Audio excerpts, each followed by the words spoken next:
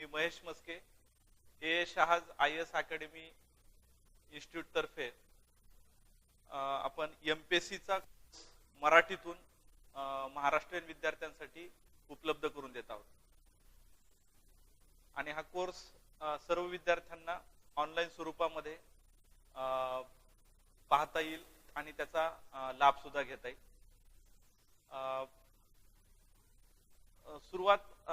सर्वप्रथम MPSC म्हणजे काय आणि ह्या परीक्षेचं स्वरूप कसं आहे ते सर्वप्रथम आपण जाणून घेऊया। MPSCचा लॉंग फॉर्म होतो Maharashtra public service commission, Maharashtra लोकसेवा आयोग।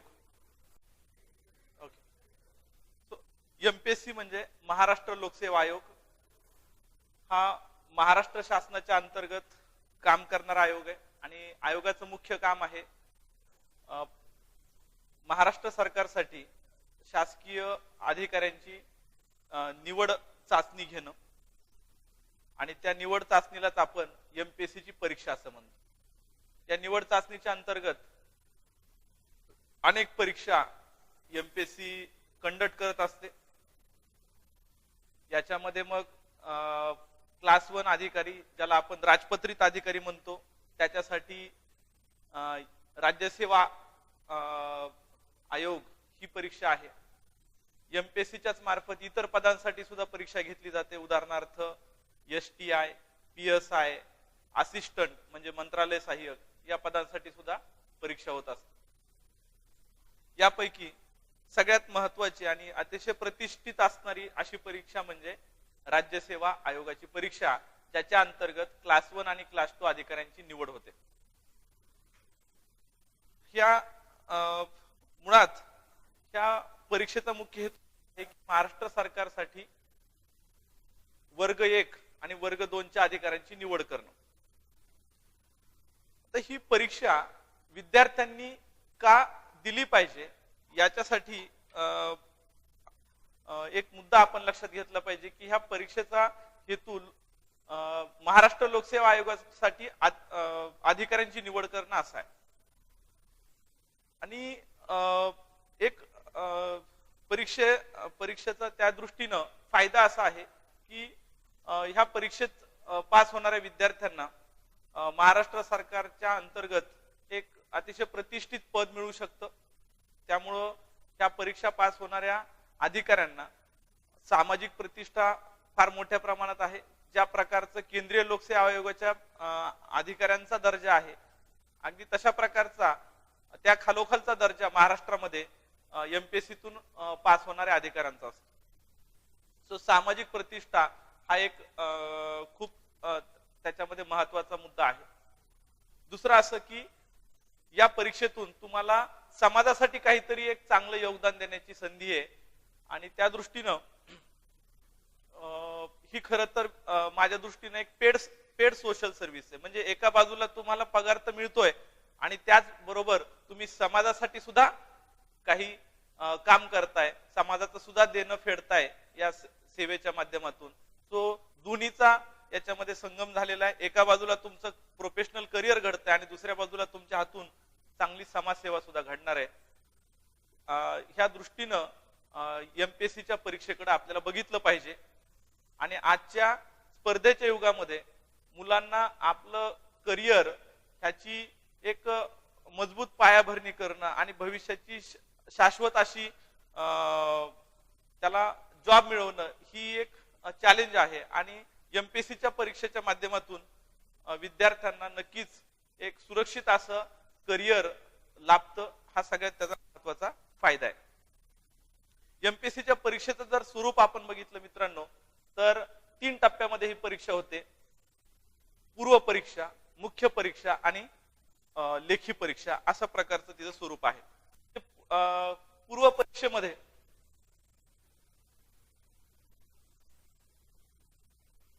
पूर्व परीक्षा ही 200 मार्कांची असते। याच्यामध्ये टोटल पूर्णतः 2 पेपर असतात, प्रत्येक पेपरला 200 मार्क्स। तो पेपर 1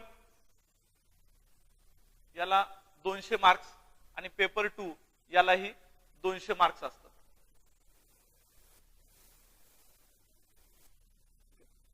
सो असं पूर्व परीक्षेचं स्वरूप आहे. परीक्षा ही वस्तुनिष्ठ स्वरूपाची, म्हणजे त्याच्यात एमसीक्यूज असतात, मल्टिपल चॉईस क्वेश्चन्स असतात. त्याच्यानंतर पूर्व परीक्षा पास झालेल्या विद्यार्थ्यांना मुख्य परीक्षा देता येते. मुख्य परीक्षेमध्ये जीएस चे म्हणजे सामान्य ज्ञान या विषयाचे 4 पेपर असतात.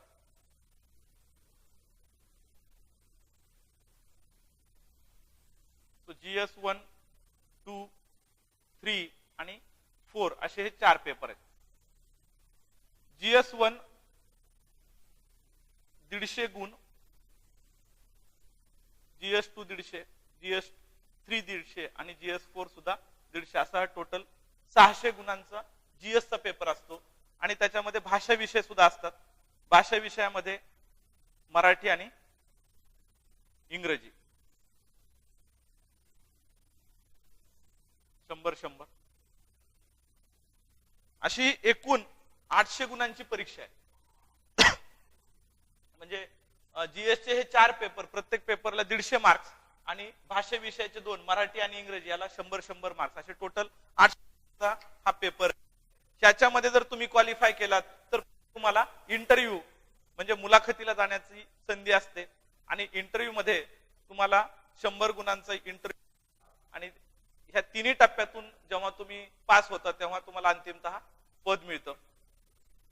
तुमच्या मार्कानुसार रँक ठरते आणि रँकनुसार तुम्हाला पद मिळत असतं. जितकी चांगली रँक तितकं चांगलं पद, असं त्याच्यामध्ये समीकरण आहे. या परीक्षेतून जी पदं तुम्ही मिळवू शकता त्यात सगळ्यात जास्त लोकप्रिय असणारी पदं म्हटलं तर एक डेप्युटी कलेक्टर आहे. त्याच्यानंतर डीवायएसपी, तहसीलदार ही पदं खूप जास्त प्रसिद्ध आहेत कारण की त्यांचा थेट जनतेशी संपर्क असतो. सो हे झालं एक साधारणतः परीक्षेचं स्वरूप की परीक्षा कशा पद्धतीने कंडक्ट केली जाते आणि त्याच्यातनं कोणती पदं रिक्रूट केली जातात. सगळ्यात महत्वाचा विषय कुठल्याही या जेव्हा आपण लोकसेवा आयोगाच्या परीक्षेचा विचार करतो, या परीक्षांमध्ये आणि इतर स्पर्धा परीक्षांमधला फरक आपण समजून घेतला पाहिजे मित्रांनो. कारण इतर स्पर्धा परीक्षा ह्या तुम्हाला खासगी क्षेत्राची दरवाजे ओपन करतात, तर महाराष्ट्र लोकसेवा आयोग आणि केंद्रीय लोकसेवा आयोग या दोन्ही परीक्षा तुम्हाला शासकीय दरवाजे खुली करत असतात. त्या दृष्टीनं ह्या परीक्षांमध्ये तुम्हाला एका बाजूला सिक्युरिटी आहे, जॉब सिक्युरिटी आहे, त्याच्यानंतर सामाजिक प्रतिष्ठा आहे आणि समाजासाठी काहीतरी योगदान दिल्याचं समाधान, या तिन्ही गोष्टींचा संयम आहे. ओके, फक्त भरपूर पैसे कमवल्यानं समाधान मिळत नाही. एका लिमिट नंतर पैसा महत्वाचा ठरत नाही व्यक्तीच्या जीवनामध्ये आणि त्यामुळं कुठेतरी आपण जे काम करतो त्यातनं आत्मिक समाधान मिळणं सुद्धा तितकंच गरजेचं आहे. तरच आपण ते काम अतिशय उत्साहानं आनंदानं करू शकतो. आणि जेव्हा आपल्याला माहिती असतं की आपल्या या कामामुळे कुणाचं तरी हित साधलं जाणार आहे तेव्हा त्या कामातला उत्साह आपला वाढतो. तर या स्पर्धा परीक्षांनंतर जेव्हा तुम्ही अधिकारी व्हाल त्या अधिकारी समाधान तुम्हाला नक्की मिळणार आहे की आपण एका बाजूला समाजाचे ऋण फेडतो आहे आणि आपल्यामुळं सामान्य जनतेच्या जीवनात काहीतरी परिवर्तन होत आहे. हे आत्मिक समाधान फार मोठ्या प्रमाणात तुम्हाला जे कदाचित इतर करिअर मध्ये तितकं मिळू शकणार नाहीये. आणि म्हणून ह्या परीक्षा अधिकाधिक तरुण वर्गाला आकर्षित करून घेत आहेत. मोठ्या प्रमाणात तरुण वर्ग त्या परीक्षांना सामोरं जातोय. महाराष्ट्रामधून सगळ्या क्षेत्रातले तरुण आज एमपीएससी ची परीक्षा देतात. डॉक्टर असतील, इंजिनियर असतील, सीए असतील, कुठलीही तुम्ही करिअर सांगा, त्या डिग्र्या मिळवल्यानंतर विद्यार्थी आता किमान 2 ते 3 वर्ष का होईना एमपीएससीच्या परीक्षांना तिथं ट्राय करतोय. याच्या मागचं कारण हे आहे, एक म्हणजे जॉब सिक्युरिटी आणि दुसरं म्हणजे तुम्हाला समाजासाठी योगदान देण्याची संधी आहे मोठ्या प्रमाणात. ओके, आणि आधी सांगितल्याप्रमाणे एक आत्मिक समाधान देणारं हा जॉब आहे. त्या दृष्टीनं एक अतिशय सामान्यातील सामान्य लोकांच्या जीवनात बदल घडवण्याची क्षमता असणारं हे करिअर आहे आणि ती संधी तुम्हाला मिळायला लागली आहे ह्या पदांमुळं. शेवटी कुठलाही देश जर प्रगती करायची असेल, आणि भारतासाठी तर आपण म्हणतोय की आम्ही 21व्या शतकात महासत्ता होणार आहोत, आम्हाला सुपर पॉवर व्हायचंय. सो ह्या सुपर पॉवर होण्याची सुरुवात ही सामान्य जनतेच्या कृत्यापासून होणार आहे. सुपर पॉवर कुठलाही देश असा एका रात्रीमध्ये बनत नाही. जेव्हा ते स्वप्न प्रत्येक व्यक्तीच्या मनामध्ये रुजतं तेव्हा त्यातून देश महासत्ता होण्याच्या मार्गावर लागत असतो. आणि त्या दृष्टीनं महासत्ता होण्याचा एक पायाभरणी जर तुम्हाला करायची असेल तर त्याची सुरुवात प्रशासनापासून होते. तो ज्या देशाचं प्रशासन मजबूत असतं तो देश अतिशय शक्तिशाली बनतो. तुम्ही अमेरिकेचं उदाहरण घेतलं तर अमेरिकेची प्रशासन व्यवस्था सुद्धा अतिशय चांगल्या पद्धतीची, पारदर्शक असणारी, भ्रष्टाचारचं प्रमाण अतिशय कमी असणारी, इफिशियंट अशी प्रशासन व्यवस्था आहे. म्हणून तो देश महासत्तेच्या पदापर्यंत पोहोचू शकला. भारताला सुद्धा जर उद्या महासत्ता व्हायचं असेल या 21व्या शतकात, तर अगोदर आपल्याला आपली प्रशासन व्यवस्था मजबूत बनवावी लागेल.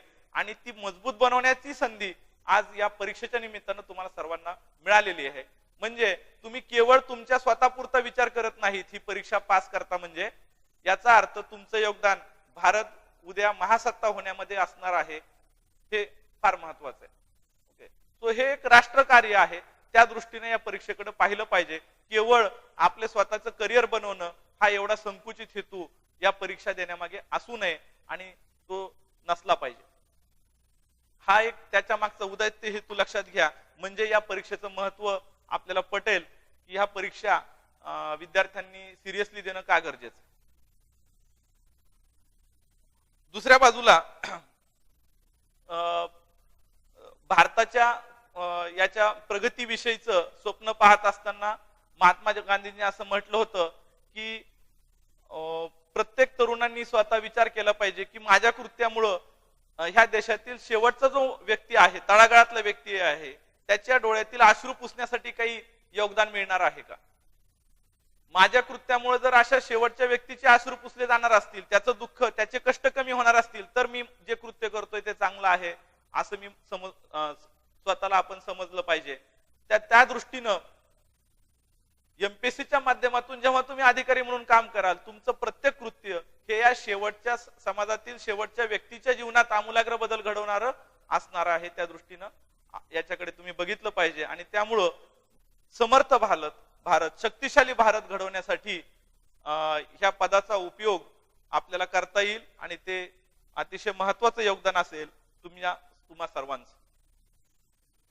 दुसरा मुद्दा म्हणजे ह्या परीक्षेविषयी काही गैरसमज आहेत. काही लोकांना असं वाटतं की या परीक्षांसाठी, या परीक्षा पास होण्यासाठी खूप चांगलं, खूप प्रचंड बुद्धिमत्ता पाहिजे, कुशाग्र व्यक्ती पाहिजे, हुशार लोकांचं काम आहे ही परीक्षा पास होणं. तर हा चुकीचा गैरसमज आहे मित्रांनो. शालेय जीवनात किंवा कॉलेजमध्ये खूप चांगले मार्क्स मिळवले म्हणजे खात्रीशीर ही परीक्षा पास होईल अशी कुठलीही गॅरंटी नाहीये. कारण अशी अनेक उदाहरणं आपल्या समोर आहेत की अगदी 45, 50, 60% वाला विद्यार्थी DYSP DC झालेला आहे या महाराष्ट्र आयोगाच्या परीक्षेतून. कारण की ही परीक्षा तुमच्या भूतकाळाला कुठेही महत्व देत नाही. तुम्ही कोणती डिग्री घेतली, किती मार्कानं पास झाला, ह्याला काही महत्व या परीक्षेमध्ये नाहीये. फक्त एकाच गोष्टीला महत्व आहे की ज्या दिवशी तुम्ही तयारीचा निर्णय घ्याल तिथं तुम्ही किती झोकून देऊन काम केलं, किती कष्ट त्याच्यासाठी उपसले, कन्सिस्टंट हार्डवर्क किती केलं, ह्याच एकमेव गोष्टीला महत्व आहे. त्यामुळं तुमचं शैक्षणिक पार्श्वभूमी, तुमची कौटुंबिक पार्श्वभूमी, तुमची आर्थिक पार्श्वभूमी या कुठल्याही गोष्टीला महत्व उरत नाही अशी ही परीक्षा आहे. केवळ आणि केवळ व्यक्ती म्हणून तुम्ही कसे आहात, विद्यार्थी म्हणून तुम्ही काय अभ्यास केला, तुम्ही किती हार्डवर्क केलं, केवळ याच गोष्टीला महत्व देणारी ही परीक्षा आहे. त्या दृष्टीनं ज्यांना स्वतःला सिद्ध करायचं आहे या जीवनाच्या स्पर्धेमध्ये, ज्यांना स्वतःला ताठ मानेने उभं राहायचं आहे आणि देश सक्षम घडवण्यासाठी योगदान द्यायचंय, त्या सर्वांना अतिशय सुवर्ण संधी या एमपीएससीच्या परीक्षेमुळे उपलब्ध झालेली आहे.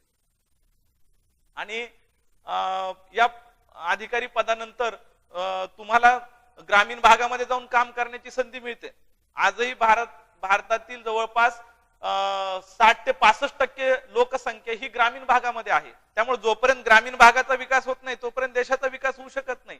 आणि या ग्रामीण भागामध्ये आत्मोन्नती घडवणं, त्यांच्या जागृती घडवणं, त्यांना विकासाच्या मार्गावर आणण्याचं एक सर्वाधिक संधी जर कुणाला असेल तर ती प्रशासकीय अधिकाऱ्याला आहे आणि ती संधी तुम्हाला एमपीएससीच्या स्पर्धेमुळे परीक्षेमुळे मिळू शकते आणि मला वाटतं सर्वांनी ती संधी मिळवली पाहिजे. ह्या दृष्टीनं त्या प्रिपरेशन कडे तुम्ही पहा. आणि परीक्षेविषयीचे गैरसमज विषयी मी सांगत होतो. दुसरा गैरसमज असा आहे की या परीक्षेसाठी खूप चांगलं इंग्रजी पाहिजे, खूप चांगलं गणित पाहिजे, गणितवर पकड पाहिजे, असंही काही नाहीये. खरं तर इंग्रजी आणि गणित हे विषय ह्या स्पर्धेच्या सिलेबसचा भाग आहेत, परंतु केवळ तेवढेच विषय आपल्याला अभ्यासायचे नाहीत. इथं विज्ञान आहे, इथं इतिहास आहे, इथं भूगोल तुम्हाला शिकायचा आहे, तुम्हाला इथं पर्यावरणाचा अभ्यास आहे, समाजाचा अभ्यास आहे, संस्कृतीचा अभ्यास आहे, राजकारण, राज्यव्यवस्था, या सगळ्या गोष्टींचा अभ्यास आहे, केवळ इंग्रजी आणि गणित नाही. म्हणून जर कुणाला अशी भीती वाटत असेल की माझं इंग्रजी कच्चं मी पास होणार का, किंवा कुणाला वाटत असेल माझं गणित कच्चं मी पास होऊ शकतो का, तर माझं त्या सर्वांसाठी एकच उत्तर आहे की हो, नक्की तुम्ही पास होऊ शकता. शेवटी मित्रांनो, तुमचं गणित कच्चं असेल, इंग्रजी कच्चं असेल तर ते सुधारता येईल, पण ते कच्चं असण्यामुळं तुम्ही ही परीक्षा पास होणार नाही असं अजिबात नाहीये. आणि त्या दृष्टीनं इतरही विषयांचं महत्व आहे ते तुम्ही समजून घ्या. सगळे विषय या परीक्षेत महत्वाचे आहेत आणि त्या दृष्टीनं कुठलाही न्यूनगंड बाळगू नका. तुम्ही कुठल्या भागातून आला, शहरी भागातून आला का ग्रामीण भागातून आला, याला कुठलंही महत्व नाहीये. अंतिमतः तो विद्यार्थी कष्ट करायला तयार आहे का, त्यानं कष्ट केलेले आहेत का, त्यानं योग्य दिशेने अभ्यास केलेला आहे का, योग्य मार्गदर्शन घेऊन अभ्यास केलेला आहे का, ह्याला सगळ्यात सर्वाधिक महत्व आहे. आणि हीच गोष्ट अंतिमतः रिझल्ट आणायला कारणीभूत ठरते. पास झालेले जर तुम्ही यादी बघितली मुलांची, तर त्यातले अनेक विद्यार्थी आजही ग्रामीण पार्श्वभूमीचे आहेत. शहरी भागातले पास होतात, पण ग्रामीण पार्श्वभूमीच्या विद्यार्थ्यांची संख्या वाढते. याच्यातनं आपल्याला एक धडा असा घ्यायचा आहे की आपली पार्श्वभूमी, कुठल्याही स्वरूपाची पार्श्वभूमी ही आपल्या यशाच्या मार्गामध्ये येऊ शकत नाही. जर एखादी गोष्ट आड येणारच असेल तर ती एकच गोष्ट असेल, ते म्हणजे तुमचा दृष्टिकोन. तुमचा दृष्टिकोन जर नकारात्मक असेल तर मात्र ही परीक्षा पास होणं खूप अवघड आहे. कारण की महाराष्ट्रामधून जवळपास 3 ते 4 लाख विद्यार्थी ही परीक्षा देतात आणि त्याच्यामधून दरवर्षी साधारणतः 200, 300 किंवा फार तर 400 अधिकारी निवडले जातात. तो 4 लाख विद्यार्थ्यातून 400 विद्यार्थ्यात जर आपलं नाव यायचं असेल अंतिम यादीमध्ये, तर लक्षात घ्या ही परीक्षा अतिशय काठिण्य पातळीची आहे आणि खूप हार्डवर्कची डिमांड करणारी अशी आहे. आणि म्हणून हा सगळा सिलेबस अतिशय आवडीनं तुम्ही वाचला पाहिजे, पॅशनेटली अभ्यास केला पाहिजे. या करिअरची जर पॅशन निर्माण झाली तरच या अभ्यासामध्ये तुम्हाला गतीनं काम करता येईल. नाहीतर कुणीतरी ओझं लादलंय म्हणून जर तुम्ही काम करत असाल, अभ्यास करत असाल, तर फार काळ तुम्ही या परीक्षेच्या मार्गावरती चालू शकणार नाही. म्हणून सर्वप्रथम मुद्दा असा आहे की या क्षेत्राविषयीची आवड मनामध्ये निर्माण झाली पाहिजे, त्या क्षेत्राचं महत्व समजून घेतलं पाहिजे आणि मगच अभ्यासाला लागलं पाहिजे. काही विद्यार्थी असं करतात की परीक्षेविषयी कुठून तरी माहिती मिळते आणि लगेच अभ्यासाला लागतात, स्वतःकडे बघत नाही, स्वतःचा व्यक्तिमत्व कसं आहे, स्वतःचा जीवनाकडे पाहण्याचा दृष्टिकोन कसा आहे, परीक्षेची गरज काय आहे, त्या सगळ्याचा धांडोळा सुरुवातीला घेतला पाहिजे आणि मगच या परीक्षेच्या अभ्यासाला लागणं इष्ट राहील. कारण की योग्य दृष्टिकोनानं काय केलेलं काम हे लवकरात लवकर पूर्ण होतं, हे महत्वाचं आहे. आणि त्या दृष्टीनं अगोदर प्लॅनिंग करा. साधारणतः कमीत कमी आपल्याला 2 वर्ष अभ्यास करावा लागणार आहे असं गृहीत धरूनच अभ्यासाला लागा. कारण की पेशन्सची परीक्षा आहे ही, केवळ तुमच्या हुशारीची, बौद्धिक हुशारी आणि तुमची किती पाठांतर क्षमता आहे याला महत्व देणारी परीक्षा नाहीये. म्हणजे तुमचा बुद्ध्यांक किती आहे हे तपासण्यापेक्षा सुद्धा तुमचा दृष्टिकोन कसा आहे हे तपासण्यामध्ये परीक्षेला जास्त रस आहे. तुम्ही आकलन कसं करून घेता एखाद्या गोष्टीचं, ती गोष्ट मांडता कशी, त्याची ती जास्त परीक्षा आहे, ना की पाठांतराची क्षमता तपासणारी परीक्षा आहे. बरोबर. आणि म्हणून त्या परीक्षेमध्ये आपण आकलन क्षमतेवर भर दिला पाहिजे. कुठलीही गोष्ट पहिलेच व्यवस्थित समजून घेतली पाहिजे. तिचा अर्थ काय, एखादी कन्सेप्ट असेल, उदाहरणार्थ जीडीपी सारखा एखादा कन्सेप्ट आहे, तर जीडीपी म्हणजे काय, योगदान, जीडीपी का अभ्यासला गेला पाहिजे, जीडीपीचा अर्थ काय, त्याची व्याख्या काय, हे समजून घेत त्याचा अभ्यास केला पाहिजे.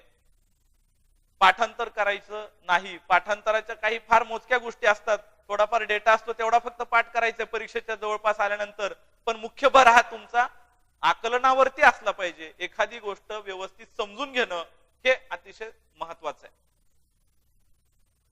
हा दृष्टिकोन तुम्ही बाळगा आणि अतिशय सकारात्मक रीतीने या परीक्षेकडे बघितलं पाहिजे मित्रांनो. केवळ करिअरचं एक अजून एक ऑप्शन म्हणून पाहू नका. आपली आत्मिक उन्नती साधली जाते. ह्या परीक्षेचा सिलेबस इतका समृद्ध आहे मित्रांनो. तुम्ही जर बघितलं ह्या सगळे फक्त विषयांवर जरी नजर टाकली, आता हे जीएसचे 4 मी तुम्हाला सब्जेक्ट सांगितले. पहिल्या पेपर मध्ये इतिहास आणि भूगोल आहे. पेपर 2 मध्ये तुम्हाला पॉलिटी आहे, म्हणजे भारताची राज्यघटना, राज्यव्यवस्था, इथली संसद, न्याय व्यवस्था, तिचं काम. त्याच्यानंतर पेपर 4 मध्ये आपल्याला एचआर आणि एचआरडी म्हणजे मानव संसाधन विकास हा विषय शिकायचा. पेपर 3 मध्ये अर्थशास्त्र, विज्ञान ही गोष्ट आहे. म्हणजे हा सिलेबस अतिशय वेगवेगळ्या विषयांना स्पर्श करणार आहे आणि केवळ स्पर्श करणार नाही तर त्याच्यामध्ये अतिशय सखोल अभ्यास सुद्धा तुम्हाला करावा लागणार आहे. त्यामुळं हा परीक्षेचा अभ्यास करणारा विद्यार्थी अतिशय अष्टपैलू व्यक्तिमत्व त्याचं तयार होतं, कारण की सगळ्या या विषयांचं ज्ञान तुम्हाला मिळतं. अष्टावधानी ज्याला म्हटलं जातं तसा अष्टावधानी व्यक्ती तयार करण्याचं काम ही परीक्षा करत असते. तुमच्या आजूबाजूला घडणाऱ्या चालू घडामोडींकडे तुम्ही अधिक डोळसपणे बघायला लागता. एरवी सामान्य व्यक्ती म्हणून ती घटना कदाचित आपल्याला महत्वाची वाटत नसते, पण ह्या परीक्षेमुळे एक वेगळा दृष्टिकोन मिळतो की ह्याच्यामुळे काय होईल. उदाहरणार्थ समजा अमेरिकेचा राष्ट्राध्यक्ष डोनाल्ड ट्रम्प म्हणून निवडून आला, तर आपल्याला वाटतं की मला काय करायचंय त्याच्याशी, माझं काय संबंध आहे त्या घटनेची. अमेरिकेचा अध्यक्ष निवडून दिला तिथल्या लोकांनी, त्यांचं ते पाहून घेतील. पण तसं नाहीये मित्रांनो. अमेरिका आज एक महासत्ता आहे. आपले त्यांच्याशी अतिशय सलोख्याचे असे आर्थिक आणि राजकीय संबंध आहेत. त्यामुळे अमेरिकेचा राष्ट्राध्यक्षाची काय भूमिका आहे त्याचा परिणाम थेट आपल्या अर्थकारणावरती आणि राजकारणावरती पडणार आहे. डोनाल्ड ट्रम्पच्या पॉलिसीमुळे भारतामध्ये कदाचित नव्या संधी निर्माण होऊ शकतात किंवा संधींचा रासही होऊ शकतो. त्यामुळं आपण त्या गोष्टींकडे डोळे झाक करू शकत नाही हे आपल्याला समजायला लागतं एमपीएससीच्या अभ्यासामुळे. म्हणजे प्रत्येक गोष्टीकडे पाहण्याचा एक नवा दृष्टिकोन, एक नवा आयाम आपल्याला मिळतो. हे या परीक्षेच्या अभ्यासाचं महत्वाचं फलित आहे, आउटपुट आहे असं मला वाटतं. हा दृष्टिकोन शेवटी जगण्याकडे पाहण्याचा सुद्धा दृष्टिकोन तयार व्हायला लागतो. एक अतिशय आपण आशावादी बनतो या परीक्षेमध्ये, कारण की शेवटी कुठल्याही गोष्टीकडे जर आपण सकारात्मक वृत्तीनं पाहिलं तरच त्याच्यामध्ये आपण उत्साहानं योगदान देऊ शकतो आणि तरच त्यातून आपल्याला हवे तसे रिझल्ट येऊ शकतात. ही जी गोष्ट आहे ते या परीक्षेमध्ये आपल्याला शिकायला मिळते. आणि त्यामुळं एक मानवतावाद, वैज्ञानिक दृष्टिकोन आणि जागतिक दृष्टिकोन हा तुमच्यामध्ये घडवण्याचं, बिंबवण्याचं काम ही परीक्षा करत असते. म्हणजे आज आपण जागतिकीकरणाच्या युगात राहतो. सो ही परीक्षा आपल्याला काय सांगते की थिंक ग्लोबली आणि ऍक्ट लोकली. म्हणजे जागतिक विचार करा आणि आपली कृती त्या विचारांना अनुसरून स्थानिक पातळीवर आपल्याला ठरवता आली पाहिजे. म्हणजे आपण आज जे वैयक्तिक आणि स्थानिक पातळीवर काम करतो आहोत त्याचा कुठेतरी संबंध जागतिक गोष्टींशी आहे, ह्याचं भान राखून आपण काम केलं पाहिजे. हे आपल्याला ही परीक्षा ठरवत सांगते, कारण की जागतिकीकरणाची जी प्रक्रिया चालू आहे त्याचं समग्र आकलन या परीक्षेच्या सिलेबसच्या माध्यमातून आपल्याला घडत असतं मित्रांनो. आणि केवळ जागतिकीकरणच नाही, इतरही वेगवेगळ्या ज्या काही प्रवाह या जगामध्ये सुरू आहेत त्या प्रवाहांचं आकलन अतिशय व्यवस्थितपणे तुम्हाला होऊ शकतं जर तुम्ही ह्या परीक्षेचा मनापासून अभ्यास केला तर. आणि त्यामुळं ह्या परीक्षेच्या प्रक्रियेतून बाहेर पडणारे विद्यार्थी हा अतिशय समृद्ध व्यक्तिमत्व घेऊन बाहेर पडत असतो मित्रांनो. तुमच्या विचारांमध्ये आमूलाग्र बदल होतो, तुमच्या व्यक्तिमत्वामध्ये आमूलाग्र बदल होतो, तुमच्या आणि शेवटी तुमच्या कृतीमध्ये आमूलाग्र बदल होतो. तुम्ही केवळ तुमच्या पुरता, स्वतःच्या कुटुंबापुरता विचार करत नाही, मग तुम्ही वैश्विक व्हायला लागता. जे ज्ञानेश्वर महाराज म्हणायचे की वसुधैव कुटुंबकम, त्या वसुधैव कुटुंबकम हे विश्वचे माझे घर, ह्या विचारांकडे नेणारी ही परीक्षेची प्रक्रिया आहे. स्वतःपासून विश्वाकडं दृष्टिकोन विस्तारित कसा करत जायचा ह्याचं भान आपल्याला या परीक्षेमुळे मिळू शकतं. आणि खऱ्या अर्थानं एमपीएससीचा अभ्यास करणारा विद्यार्थी हा ग्लोबल सिटीजन होतो, म्हणजे जागतिक नागरिक होतो. आम्ही केवळ भारताचे नागरिक म्हणून भारतापुरता संकुचित विचार करत नाही, तर आम्ही या पृथ्वी तलाचे मानव या अर्थी सगळे आम्ही समान आहोत असा आपण विचार करायला लागतो. इतका व्यापक दृष्टिकोन या परीक्षेमुळे आपल्या जीवनामध्ये येऊ शकतो. आणि त्या दृष्टीनं हा जो वैचारिक बदल आहे, जाणीवांमधला बदल आहे, आपल्या एकूण व्यक्तिमत्वातला बदल आहे, तो बदल घडवण्याची क्षमता असणारी ही परीक्षा आहे. आणि त्यामुळं ही केवळ इतर सगळ्या परीक्षांसारखी केवळ करिअर घडवणारी परीक्षा म्हणून बघू नका, तर तुमच्या जीवनाला कलाटणी देणारी परीक्षा म्हणून हिच्याकडं पाहिलं गेलं पाहिजे. आणि एकदा का हे तुम्ही स्वीकारलं की या परीक्षेचं महत्व काय, म्हणजे मग तुम्ही अतिशय जोमानं त्या परीक्षेच्या अभ्यासाला लागू शकता. काठिण्य पातळी किती असू दे, कारण स्पर्धा आहे, त्यामुळं अनेक खूप लोक फॉर्म भरतील. सो स्पर्धा अतिशय टूथ टू नेल ज्याला इंग्रजीमध्ये म्हटलं जातं की अटीतटीची स्पर्धा आहे, ती स्पर्धा आहेच आहे, कुठल्याच क्षेत्रात नाही मला सांगा. त्यामुळे ती या क्षेत्रात सुद्धा एमपीएससी मध्ये सुद्धा स्पर्धा आहे. पण म्हणून स्पर्धेला घाबरायचं कारण नाही. ज्याला स्वतःवर आत्मविश्वास आहे, ज्याला स्वतःच्या कष्टांवरती आत्मविश्वास आहे आणि जो जिद्दीनं इथं उभा राहिलेला आहे, त्याला यश नक्की मिळालेलं आहे मित्रांनो. आणि त्या दृष्टीनं त्या परीक्षेच्या अभ्यासाला तुम्ही अतिशय सकारात्मक दृष्टीने अभ्यासाला लागा. केवळ पद मिळवण्यासाठी त्या परीक्षेकडे पाहू नका. अंतिमतः एक उत्तम नागरिक घडवणं हे या परीक्षेचं फलित आहे. म्हणजे एका वाक्यात जर मला कोणी विचारलं की एमपीएससी ची परीक्षा का द्यावी तरुणांनी, मी म्हणेल प्रत्येक तरुणांनी ही परीक्षा द्यावी. म्हणजे महाराष्ट्रापुरता विचार केला तर एमपीएससी तर महाराष्ट्रीयन विद्यार्थ्यांनी दिलीच पाहिजे, पण केंद्रीय लोकसेवा आयोग सुद्धा हा अशाच प्रकारची सकारात्मक परीक्षा आहे. त्या दृष्टीनं एमपीएससी ची परीक्षा मुलांनी का द्यावी असं जर मला कोणी विचारत असेल तर मी त्याला उत्तर असं देणार की एक सुजान, सुसंस्कृत आणि आदर्श भारताचा नागरिक घडवण्यासाठी ही परीक्षा प्रत्येकाने दिली पाहिजे, केवळ पद मिळवण्यासाठी नाही. त्या दृष्टीनं त्या परीक्षेचं योगदान आपल्याला बघितलं पाहिजे. नव्या युगातला, नव्या जगातला आणि नव्या शतकातला भारत, समर्थ भारत घडवणं हेच या परीक्षेचं मुख्य फलित आहे मित्रांनो. आणि त्या सगळ्या प्रक्रियेत तुम्ही सामील झालात तर उद्याचा सक्षम भारत घडवण्याचं श्रेय हे तुम्हाला सुद्धा असणार आहे. या सगळ्या प्रवासामध्ये फुल ना फुलाची पाकळी किंवा खारीचा वाटा उचलण्याचं सामर्थ्य आणि संधी देणारी ही परीक्षा आहे. त्या दृष्टीने हिच्याकडे पहा आणि पूर्ण झोकून देऊन अभ्यासाला लागा. कुठल्याही गोष्टीचा विचार करू नका. मी खूप गरीब आहे, मी अमुक तळागाळातून आलेलो आहे, मी ग्रामीण भागातून आलेलो आहे, मला इंग्रजी माहिती नाही, माझी भाषा व्यवस्थित नाही, असा कुठलाही न्यूनगंड बाळगू नका. फक्त ठरवा की मला करायचंय आणि कामाला लागा. योग्य मार्गदर्शन करण्यासाठी ए शहा IAS अकॅडमी तुमच्या पाठीशी समर्थपणे उभे आहे आणि आम्ही सगळे लोक तुमच्यासाठी 24x7 आवर्स 24 तास आम्ही तुम्हाला योग्य दिशा देण्यासाठी इथं कटिबद्ध आहोत. फक्त गरज आहे तुमच्या कमिटमेंटची आणि तुमच्या दृढ निश्चयाची. आणि हे जर असेल, तुमच्या दृढ निश्चयाला जर आमच्या योग्य मार्गदर्शनाची साथ लाभली तर ह्या पृथ्वीवरची कोणतीही शक्ती तुम्हाला यश मिळवण्यापासून अडू शकणार नाही, त्याची मी तुम्हाला खात्री देतो. आणि इथे थांबतो. धन्यवाद.